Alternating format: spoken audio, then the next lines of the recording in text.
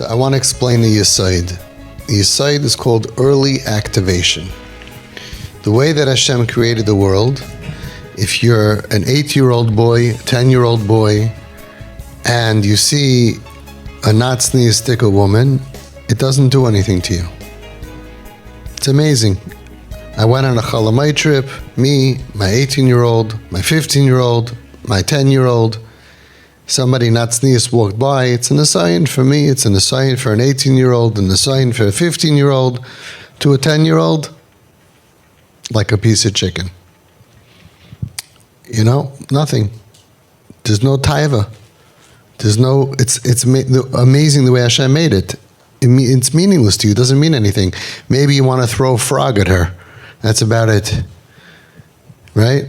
And a few years later, all of a sudden you want different things. And it's a natural process that each person separately goes through, where he starts to realize, and he starts to have feelings, and then he finds a way to figure out how things are done in a calm way, in a natural way. In the olden days, they would look at maybe an encyclopedia. Somehow, everybody finds out what's going on in a natural way, because that's the way the brains are. And the brain starts to look for some information, starts to get some information, and it can handle what it gets. But when you go to somebody who's not ready for information, and you give it this tremendous information, it destroys their brain. It's like going into the brain and turning on a switch that was supposed to be off. And now they're involved, not just in thought, but they're involved in a relationship where someone's touching them and needs something from them. Their body has value.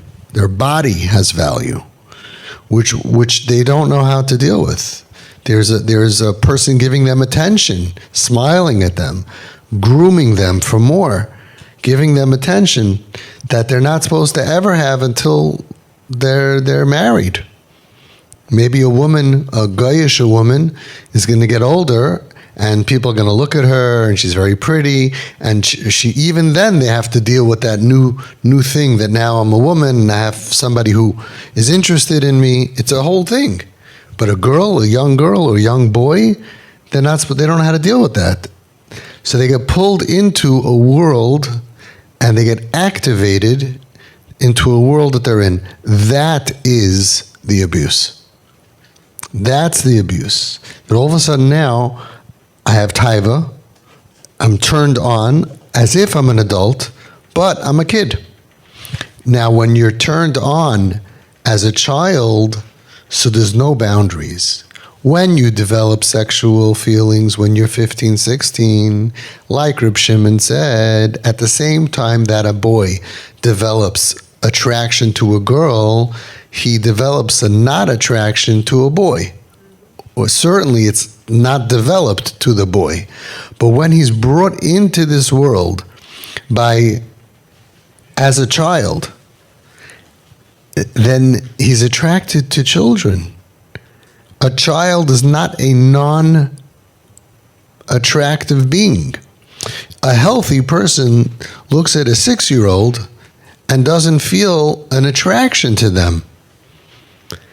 A person who's brought into the world of sexuality under puberty, those walls aren't there. So to them, a 16-year-old is attractive and a 6-year-old is attractive. A girl is attractive and a boy is attractive. Listen to the tiefkeit of what's going on over here. So now imagine me as a teenage boy, 15, 16 years old, and imagine my parents told me we have very bad news, which would be very good news, right? The school closed down. The only school we have is a girls' school. And I would be put into a class of girls.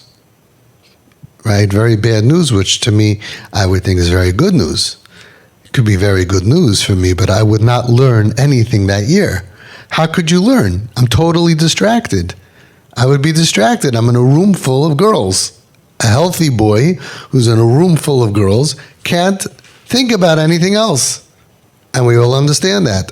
And then when the girl comes over to me and says, on Shabbos, can I come over and maybe we'll do homework? What am I thinking? I'm not thinking about homework. So when the boy who is attracted to boys is in a class of boys, and a boy comes over to him and says, Shabbos, maybe I come over and I'll do homework, he's thinking, oh, maybe we'll get physical. Every boy and man and woman and girl that says anything that's normal and innocent, their heart starts to race because they think something's going to happen. Either they're scared or they're excited. Either way, it's very bad. I learned this from the kids who told this to me. They said, I always thought that everybody's hitting on me. Anytime a guy came over to me, one of my father's friends came, put his arm around me, I thought, oh, he wants something from me. Every time someone said, oh, come over tonight and we'll schmooze about it, I thought he wanted something from me.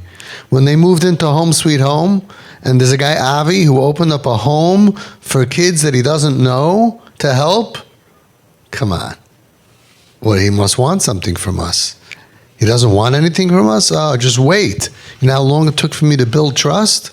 Because everybody abused them. And once you're abused, they get abused again and again and again and again. Because the abusers always find them. And they're always vulnerable to it. And a part of them hates it, and a part of them needs it. Just like every person who does Averis, a part of you hates it, but a part of you needs it. Right? Why do you keep doing Averis? Because it's in your being to have taiva, but you really disgusted from it. It's the same thing to these kids, and when they get older, it's part of their being is that they're attracted to young boys and girls. Young and old doesn't matter. Those walls were never created within normal taiva, and opposite gender. So it's a part of who they are. So then the kid has 5, 6 siblings under him, and he's in bed, and next door is a 3-year-old or 5-year-old or 7-year-old brother and sister. It's as if you're a healthy male and you're upstairs and next door is a teenage girl staying over for whatever reason, and another teenage girl, and maybe you go out to the bathroom and maybe they're passing you in the hallway. Everybody understands, every healthy adult understands that you can't think like, you can't behave, it's normal taiva. Normal taiva, but all the time. So eventually they end up touching some of the younger kids because they put them to sleep at night or they're sitting on their lap, and they now are aroused as if they are an adult and this person is the opposite gender. Isn't it unbelievable?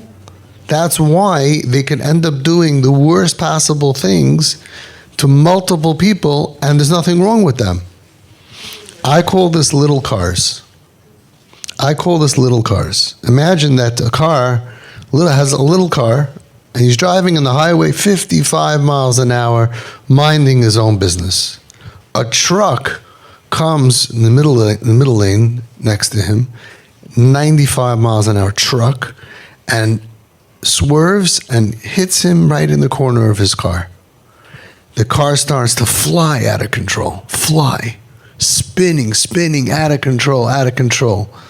By the time it's over 5 minutes later and the car stopped, he killed 20 people. He flew on the side, he killed 2 bikers. And then he flew on the other side of the traffic and people swerved and they were killed. He ended up killing 20 people. This little car. He's a murderer. But all of this is because he was out of control.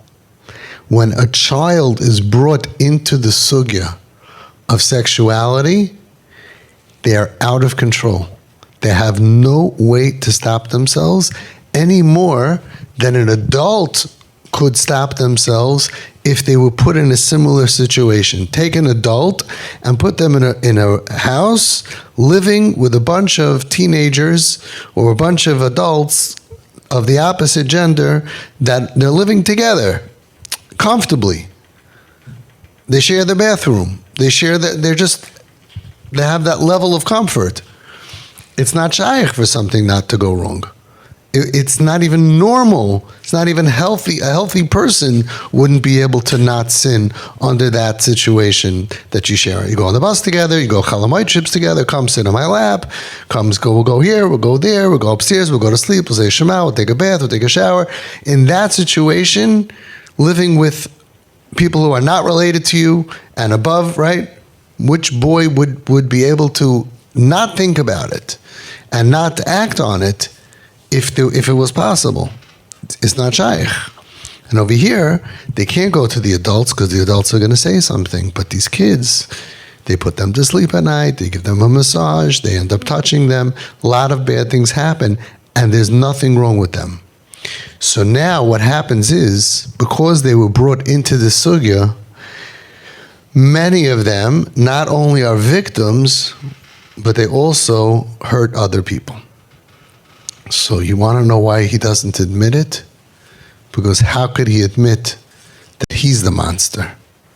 That's the ones with the tremendous broken self-esteem, which is most of them, and it's not their fault. But they look at themselves, I'm a murderer.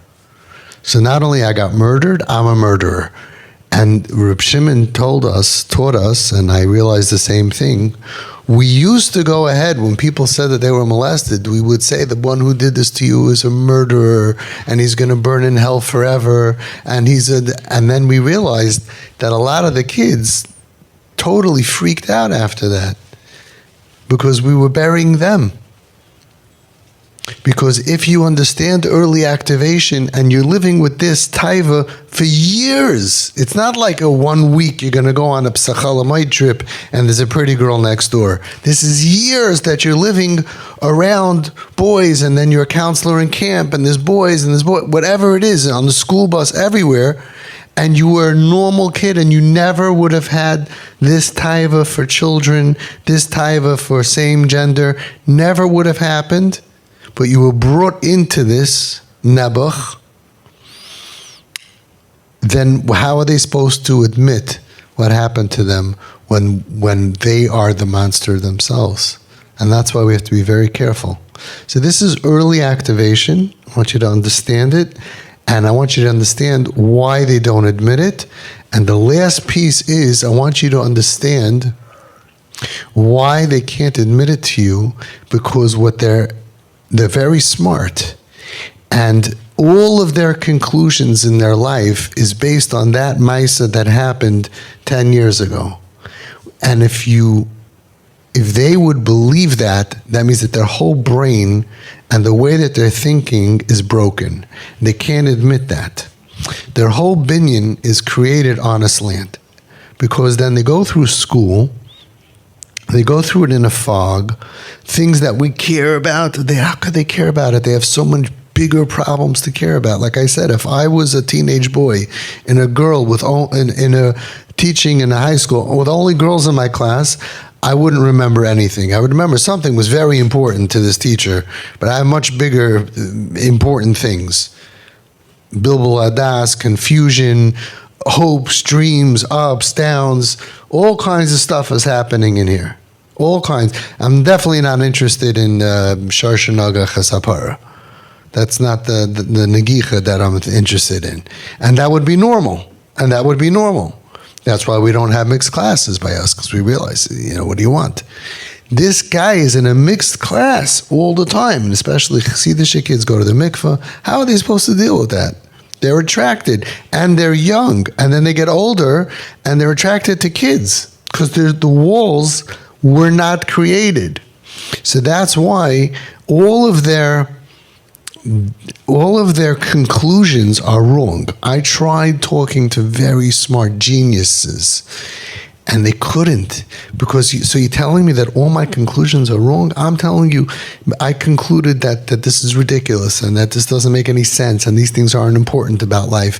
And you want me to unravel my brain to when I was 8 years old, and to realize that everything that I sponged into me, that went into me, all my understanding about Hashem and Torah and everything was all skewed because of that, and I should undo my brain, my conclusions, to say that rabbis are not monsters and men are not monsters and all these things for the girls who were hurt by men. It's impossible to unravel your brain to realize that all these things that you built and you were learning and you concluded are all based on a trauma that makes you feel and conclude what victims feel like instead of healthy people. And to understand that our machne and our Klal Yisrael is beautiful for someone not hurt Nebuch, and yet it caused you so much pain, it's almost impossible. It's impossible for them to deal with. It could take decades for them to unravel that and to realize, no, this is because of what happened to me. So when I went to camp is not bad. Camp is scary to me, and camp was confusing, and I couldn't learn. And then I got punished for not learning, and I was confused, and I didn't. We have kids who were top in the class who don't remember anything. You say, how's that shaykh? A kid asked me in Home Sweet Home, which one comes first, Rosh Hashanah or Yom Kippur? He was from until he was 18. How could you not know? He asked me, which one is the 2 days? Rosh Hashanah, Yom Kippur. I said, I think you would remember if you had to fast 2 days in a row. And he still didn't remember. Which is the one where you shake the thing? What do you mean? You grew up from. It's a fog. When you have this amount going on in your brain, everything is a fog and everything is unimportant. Because when you have this level of importance going on in your brain, taka, everything is unimportant. To you, it's very important that I put my tzitzis this way and I tie my shoes this way. And I'm trying to survive. And I have nobody to share this with. Because how can a kid share this with anybody? There are no words that can allow a child to express to mommy and tati what happened to them. More than that, what I'm going through. How is a kid 10, 11, 12, 14, 16, 18 supposed to tell you, I'm attracted to little boys? It'll never happen. I had boys in Home Sweet Home who they gained so much from the program. And I had other ones that were having a great time and gaining, but I saw I couldn't get to the Shirish Neshama. Those were always the ones who hurt other kids. Because they felt, I learned this over time, if you knew what I did, you wouldn't be nice to me. You're nice to me even though I'm Machal Shabbos and Eid on Yom Kippur. I don't know why, but somehow you're okay with that. But if I was a Reitzeach, you would never be nice to me. It took so much more work for me to dig down to be able to explain to them, little cars, you're a little car. You were a good kid. You were minding your own, you were in your lane, minding your own business. You were going 55 miles an hour. You were behaving. You just went to camp. You just went on a bus. That's all you did. You just went to shul. And somebody groomed you and pulled you in and gave you a lollipop. And they also don't know when the abuse starts. It doesn't go right away. A guy jumps on you. First, come to my office, come to my thing, come to play. And then it happens over time. It takes a long time to rebuild those kids. And you could tell from the over 500 kids which ones were molested and which ones unfortunately molested others, which they're not worse people, even though that's a strong statement to say, because it's like while they're falling down a flight of stairs, they kick somebody. It's little cars, but they feel like the worst people in the world. They feel like I have no right to exist, and if you knew what I did to your to my brothers and sisters, to your other kids, you would kill me. And they're partially right, unless you understand the sugya. How could you? And this is what we're living with a lot of families in TP. A lot of families in Klal Yisrael that we're living with this problem, and it's nobody's fault. It's not the parents' fault. It's not the kids' fault. It's nobody's fault, and it's only the molester's fault. And usually, they also have a story. Nobody decides to go around molesting kids. That's a different sugya for a different time.